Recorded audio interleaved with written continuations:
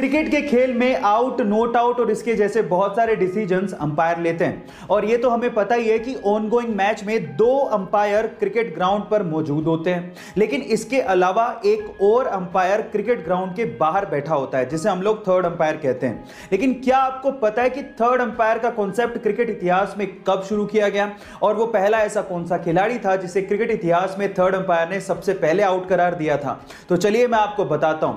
Third umpire का concept 1996 के world cup से शुरू किया गया था, यानी कि 1996 के वर्ल्ड कप में सबसे पहले यह कॉन्सेप्ट लाया गया था और सचिन तेंदुलकर वो पहले खिलाड़ी थे क्रिकेट इतिहास के जिनको थर्ड अंपायर ने आउट दिया था।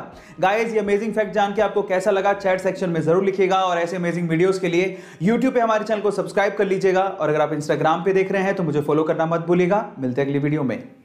एक मां अपने बच्चों के लिए कुछ भी कर सकती है और कुछ ऐसा ही किया यूपी के वाराणसी की 75 साल की अमरावती देवी ने अपने बेटे के लिए, जिसका बेटा आज से 4 साल पहले फ्रूट की गाड़ी लेके नेपाल जा रहा था, लेकिन रास्ते में ही सामने वाली गाड़ी से उसका एक्सीडेंट हो गया और सामने वाले की मौत हो गई। तब नेपाल पुलिस ने उस बेटे को पकड़ लिया, लेकिन बेटे का नेपाल पुलिस से यह कहना था कि एक्सीडेंट उसकी वजह से नहीं बल्कि पीछे से आने वाली गाड़ी की वजह से हुआ, लेकिन नेपाल पुलिस ने इसका यकीन नहीं किया और उसे जेल में डाल दिया। अब जेल से बाहर निकाला जा सकता था, लेकिन उसके लिए 7 लाख रुपयों की जरूरत थी जो कि उस बूढ़ी मां के पास नहीं थे। फाइनली ये बूढ़ी मां एक तख्ती पर अपने बेटे की रिहाई की गुजारिश लेके वाराणसी के सड़कों पर 4 साल तक घूमती रही और फिर इस मां के 4 साल का संघर्ष काम आया और बीएचयू के छात्रों की मदद से नेपाल से उसके बेटे को रिहा करवाया गया। आपको इस मां के संघर्ष की कहानी कैसे लगी चैट सेक्शन में जरूर लिखिएगा और ऐसे अमेजिंग वीडियोस के लिए हमारे यूट्यूब के चैनल को सब्सक्राइब कर लीजिएगा। मिलते हैं अगली वीडियो में। चाइना में 11 साल का बच्चा था जिसका नाम था लियांग याओई। अचानक से उसे पता लगा कि उसे ब्रेन ट्यूमर है और अब वो बच नहीं सकता। उसके बाद जो उसने अपनी मां को कहा वो आप लोगों को ध्यान से सुनना चाहिए।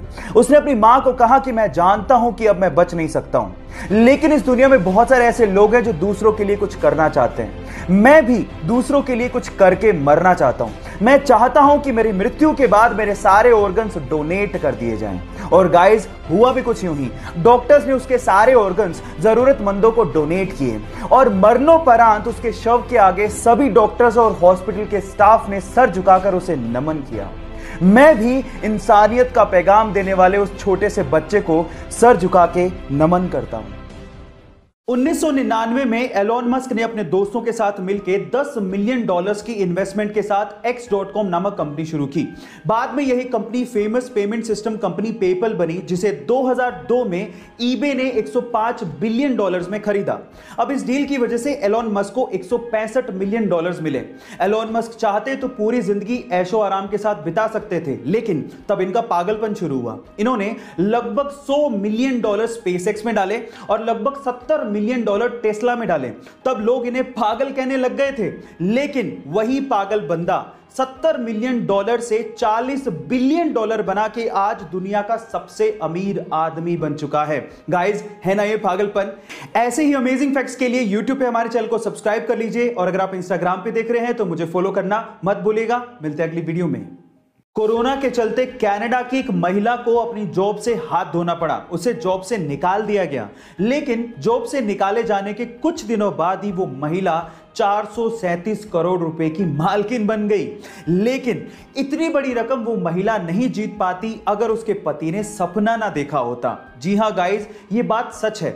महिला के अनुसार आज से 20 साल पहले उसके पति ने एक सपना देखा था और उस सपने में लॉटरी के स्पेसिफिक नंबर की टिकट देखी थी और इसी बात पे बिलीव करते हुए महिला पिछले 20 साल से लगातार उसी नंबर की लॉटरी टिकट को खरीदती आई है और फाइनली 20 साल का वो इंतजार खत्म हुआ और उस महिला की वो लॉटरी लगी और वो 437 करोड़ रुपए की मालकिन बन गई। गाइस, विश्वास करो तो कुछ भी पॉसिबल है। ऐसी अमेजिंग फैक्ट्स के लिए यूट्यूब पे हमारे चैनल को सब्सक्राइब कर लीजिए और अगर आप इंस्टाग्राम पे देख रहे हैं तो मुझे फॉलो करना मत भूलिएगा। मिलते हैं अगली वीडियो में। मुंबई की सड़क पर एक कुत्ते का किसी कार से एक्सीडेंट हो गया तो वहां पर मौजूद शांतनु नायडू नामक एक लड़के ने इन स्ट्रीट डॉग्स के लिए कुछ करने की सोची। उसने दिमाग लगाया कि क्यों ना इन स्ट्रीट डॉग्स के गले में एक चमकदार कॉलर डाल दिया जाए जिससे ड्राइवर को दूर से ही ये दिख जाए ताकि इनकी जान को बचाया जा सके। और उसने मुंबई में गली मोहल्लों में जाके सभी स्ट्रीट डॉग्स के गले में ये चमकदार कॉलर डाला भी। उसकी स्टोरी को टाटा समूह की मैगजीन में कवर भी किया गया और उसके बाद रतन टाटा ने खुद ने शांतनु को फोन करके उनके साथ काम करने को कहा। बहुत बड़ी बात है गाइस। तो शांतनु नायडू और उसकी पहल के लिए एक लाइक तो बनता है। तेरे से ज्यादा दुनिया देखी है मैंने, और यही दुनिया का दस्तूर भी है। अपनी औकात से ज्यादा बड़े सपने नहीं देखने चाहिए, और तेरे सपने तेरी सच्चाई से मेल नहीं खाते। जब एक बाप ने अपनी औकात से बड़े सपने देखने वाले अपने बेटे को यह बात कही, तो उसके बेटे ने यह रिप्लाई किया, मैं नहीं बदलूंगा अपने सपनों को अपनी सच्चाई से मेल खाने को। मैं बदलूंगा अपनी सच्चाई को ताकि वो मेरे सपनों से मेल खाएं। गाइस, आपके सपने और आपकी औकात आपकी सोच पे डिपेंड करती है। आप कहां से आए हो उस पे डिपेंड नहीं करती। तो इसलिए बड़े सपने देखो और उसे पूरा करने के लिए अपनी जी जान लगा दो। गाइस, ऐसी मोटिवेशनल वीडियोस के लिए YouTube पे हमारे चैनल को सब्सक्राइब कर लो, और अगर आप Instagram पे देख रहे हो तो मुझे फॉलो करना मत भूलना। मिलते हैं अगली वीडियो में।